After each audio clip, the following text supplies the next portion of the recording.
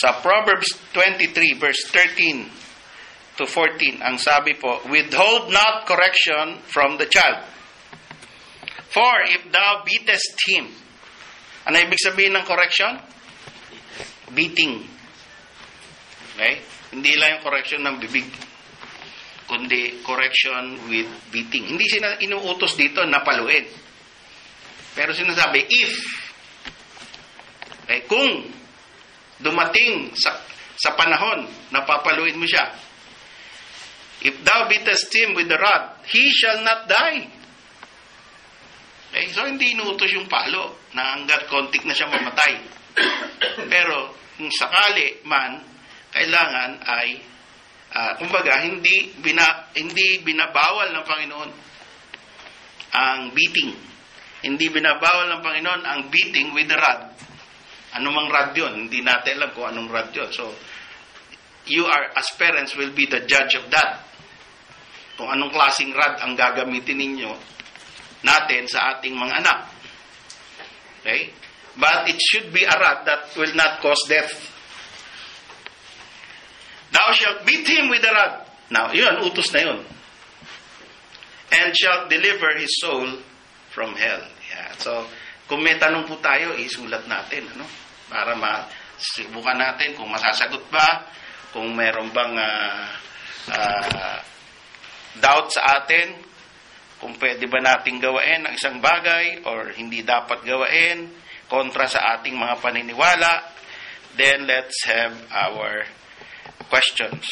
Yan. So, again, correction is deliverance from hell. Ano ba ibig sabihin nun? Correction as deliverance from hell. It should not be withheld. Sabi, withhold not correction. That's point number 1. Sa Proverbs 23, verse 13 to 14. Do not withhold correction. Do not, this is your job as parents, to correct your children. And it should be the kind of correction that depends on the age of the child. Siyempre, merong bata na di pa pwede yung malakas. Lit pa. Meron namang bata na dapat malakas na kasi malaki na. Yun. So, kaya po ang parents ay binigyan ng liberty. Hindi tayo binigyan ng manual na pagdating ng age 4, ganito. Pagdating ng age 6, ganito. Hindi. Tayo ay binigyan ng liberty kung papaano ba yan. Pero, ang sinasabi lang dito are general guidelines. It should be a kind of correction depending on the age. Because sabi, withhold not correction from the child. There are children who needs to be beaten with a rod. Meron namang mga children na sa isang sitsit mo lang, hindi na kailangan ng palo. So, pag nakukuha sa sitsit, wag mo nang papaluin. Kasi, tiningnan mo lang. Tiningnan mo lang ng masama. Tapos, tinuro mo lang yung bibig mong ganyan. Umupo na, tumahimik na. Hindi mo na kailangan na schedule, mamaya ka. Di ba? Hindi na. Kasi, sumusunod na nga sa ngiwi mo eh. Sa paswit mo, sumusunod na eh. So, okay na yun. Pero, merong mga hindi nakukuha sa ganun. Yun ang, kung pumunta ka doon sa next level, payag pa rin ng Panginoon doon. Dahil ang sinabi nga is, thou shalt beat him with a rod, and thou shalt deliver his soul from hell. No parent should say, beating children with a rod is wrong kind of discipline. Yun. Because if you say that, you are running contrary to biblical principles. Marami na tayo siguro nakausap na, pinapalo niyo ba yung anak niyo? Ay, hindi, masama yan. Kasi nabasa ko yan sa doon sa isang libro, masama daw yan. So, pagka gano'n na yung prinsipyo mo sa pagpapalaki ng iyong anak, at nagagalit ka na sa mga parents na namamalo, kinokontra mo na yung scriptures. Yung prinsipyo na itinuro sa scriptures, hindi nakapareho yun sa inyo. Yun. So, Kung iyan ay yung anak natin, sa madaling salita, kung anak natin nakukuha natin sa sitsit, sa tingin na masama, sa salita, wag naman tayo rin na magsabi na mali yung mga parents na yung anak nila pinapalo nila. Sapagkat nasa scripture naman na pwedeng gawain yun. There is beating with the rod due to vengeance. That's strong. If you beat your children because you want to avenge yourself, gumaganti ka, no? Yun ang mali. Halimbawa, naapakan ka. Naapakan ka ng anak mo. No? O nasagi ka kasi ang likot. Naku, gagantihan ko to.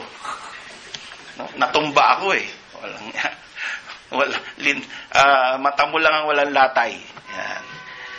Hindi pwede yung ganti. Anak, hindi pwede ganti. Okay?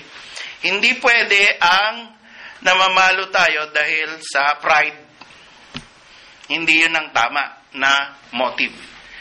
Or hindi rin, siyempre, hindi rin pwede yung child abuse. Okay? So, dapat alam natin yung limits. Alam natin yung limits, alam natin yung motives. Ang dapat ay alam natin kung ano ang purpose, bakit sila dinidiscipline. Laging conscious tayo dun sa purpose natin. There are parents who withhold correction from their children are not wise. Kasi sabi, withhold not correction from the child. So if we as parents withhold the correction of our children, we are not wise. We are not following scriptures. So we should correct. Yan. Yun ang trabaho natin. Kasi alam naman natin na ngayon, by now, alam natin na may tinatawag na formative years.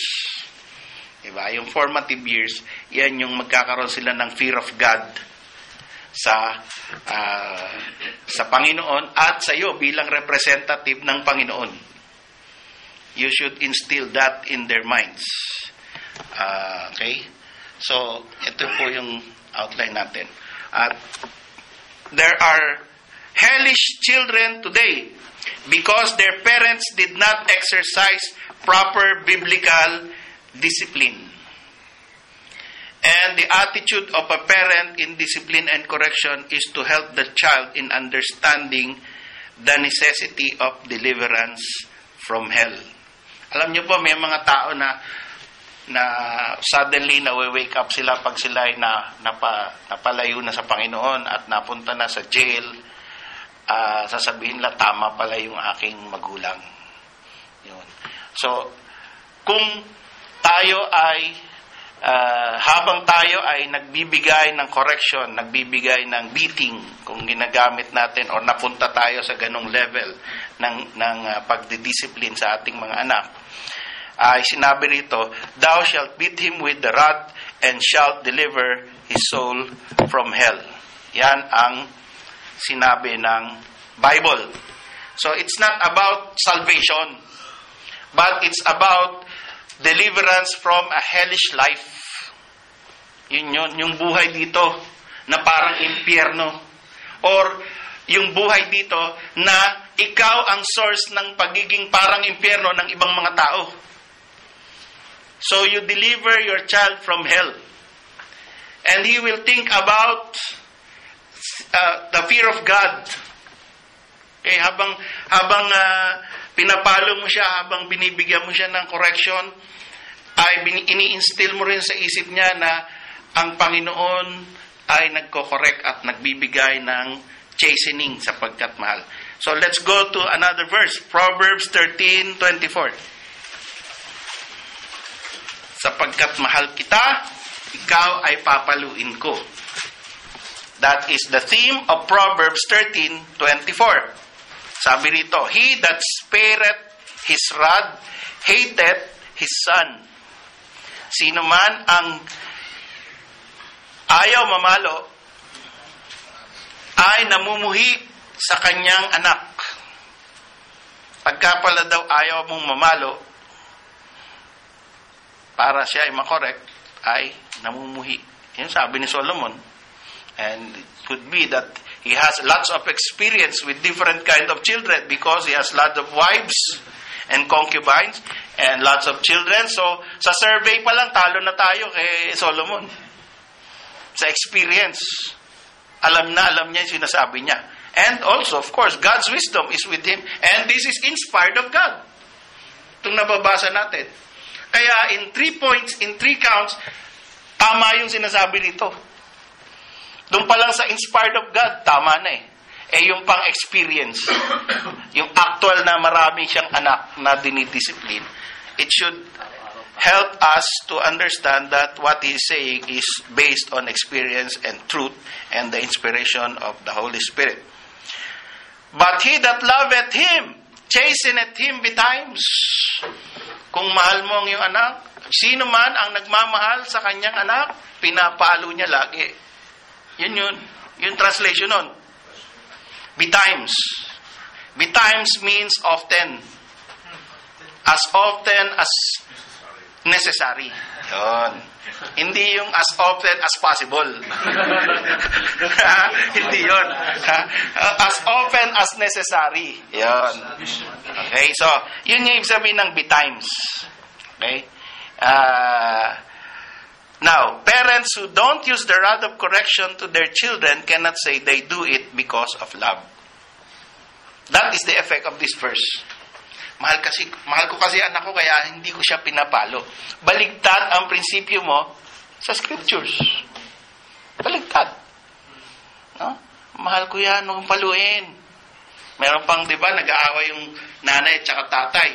Pagpapaluin ng ganyan, yung nanay gaganon. Tama na! O minsan yung lola o lolo ang magsasanggang ganyan. O hindi ka sasabihin, sige, papaluin din kita. Oo, kasi tatay mo ko, nanay mo ko.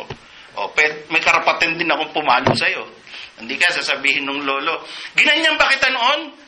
Ayan. So, yun, nag-uumpisa na yung gera niyan sa loob ng bahay. Dahil dyan sa paluan na yan. No? Pero, pag nagpapaturo tayo sa scriptures, hindi natin pwedeng sabihin na mahal ko kasi yung mga anak ko, kaya hindi ko sila papaluin. Sapagkat ang sabi ni Solomon, sabi ng Holy Spirit through Solomon, ang hindi raw namamalo ay namumuhi sa kanyang anak. At ang namamahal sa kanyang anak ay pinapalo siya. Yun. Ganun lang po kasimple yung verse na yun. So, refusing to discipline harshly is not love, it is hatred. And also, meron nag-strike sa akin dito sa verse na to eh. Kasi bakit nilagay son, hindi child? Palagay nyo, bakit nilagay son, hindi child?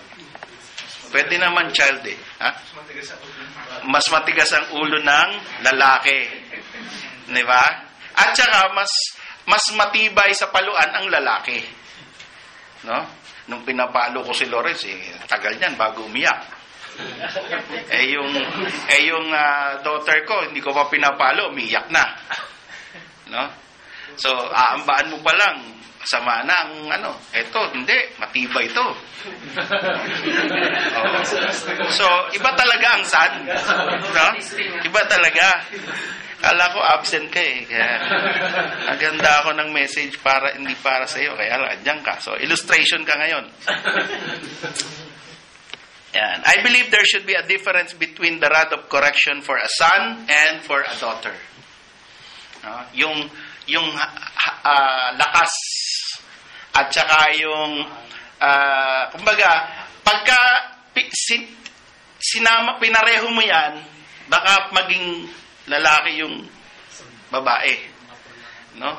Kasi matitigas yung Ayan. Example natin ngayon.